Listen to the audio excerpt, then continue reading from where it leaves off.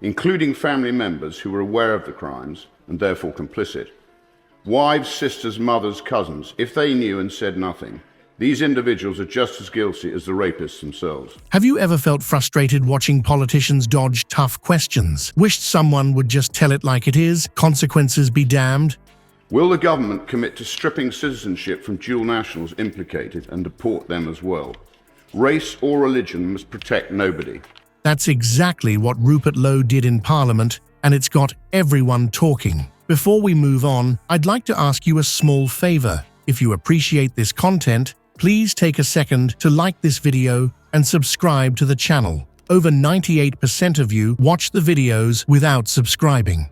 It costs you nothing, but it makes a huge difference to us. So, did you click the subscribe button? Great! Thank you so much. Now, back to the video. Madam Deputy Speaker, given that the opposition amendment has been accepted, I'm not going to stand here and outline my disgust at what has happened with regard to the historic grooming gang scandal. Lowe's speech on grooming gangs wasn't just another political address. It was a raw, unfiltered look at a crisis that's affected countless lives. Whether you agree with him or not, his words will make you question what you thought you knew about British society. Rupert Lowe's journey from the football pitch to Parliament is a tale of reinvention that would make even the most seasoned politician raise an eyebrow.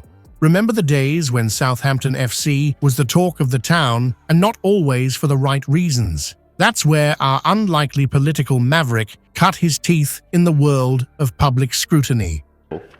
The British people want answers, so I'm going to ask questions of the Labour Party and several of them. Will the government commit to urgently deporting all guilty foreign nationals involved? As chairman of Southampton, Lowe was a divisive figure. Some fans saw him as a savvy businessman who could navigate the treacherous waters of football finance. Others, well, let's just say they had some choice words for the man who oversaw the club's relegation from the Premier League. But love him or loathe him, you couldn't ignore him. Lowe's time at Southampton wasn't just about relegation battles and balance sheets. It was a crash course in decision-making under pressure, dealing with media scrutiny and facing the wrath of passionate fans. Little did he know, these skills would serve him well in the political arena. When Lowe resigned from Southampton in 2006, many thought they'd seen the last of him in public life. After all, where does a controversial football chairman go from there? As it turns out, straight into the heart of British politics.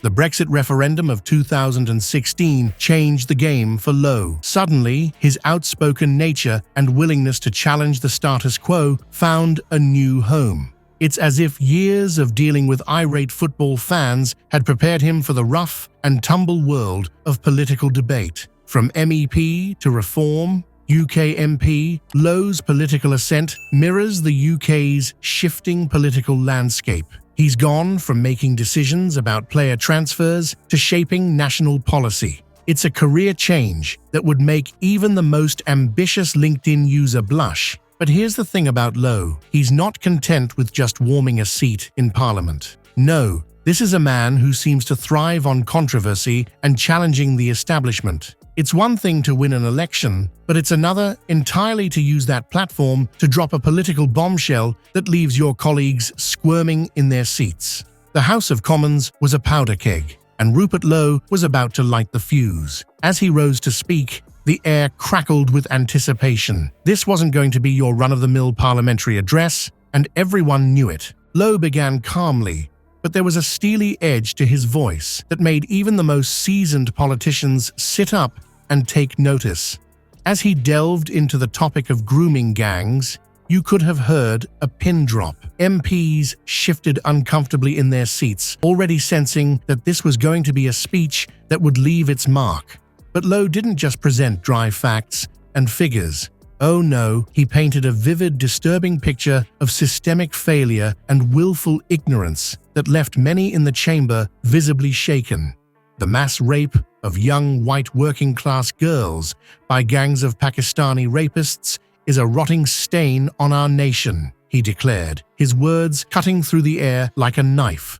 The shock was palpable, with MPs exchanging uneasy glances as Lowe continued his relentless assault on the establishment's handling of these horrific crimes. And then came the demands. Radical doesn't even begin to cover it. Lowe called for the deportation of all guilty foreign nationals involved in grooming gangs. But he didn't stop there. In a move that sent shockwaves through the chamber, he insisted that family members who were aware of the crimes should also be deported, stating these individuals are just as guilty as the rapists themselves. You could almost feel the temperature in the room drop with each word. The bombshells kept coming, stripping citizenship from dual nationals implicated in these crimes. Check. Pausing all Pakistani visas and foreign aid until their government agrees to accept deported citizens involved in such offenses. Absolutely.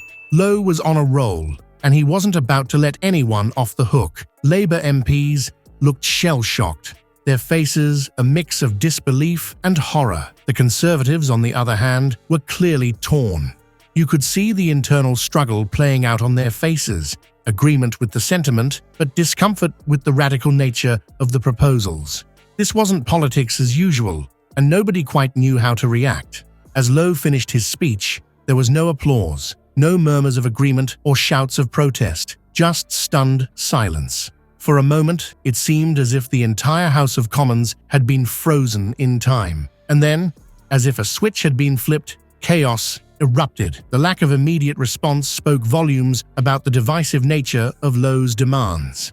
Legal experts were already raising red flags about the implications of his proposals, particularly regarding the deportation of family members. Human rights laws potentially violated, the potential for legal challenges sky high. Critics were quick to label Lowe's approach as a political witch hunt, warning that his demands could lead to further stigmatization of communities and exacerbate existing tensions. But others saw it as a long overdue call to action, a demand for accountability in a system that had failed vulnerable children for far too long. Lowe's speech wasn't just a moment of political theatre, it was a seismic shift in the British political landscape. The aftermath was nothing short of explosive. Social media platforms were set ablaze with heated debates, while mainstream media outlets scrambled to dissect every word of Lowe's address.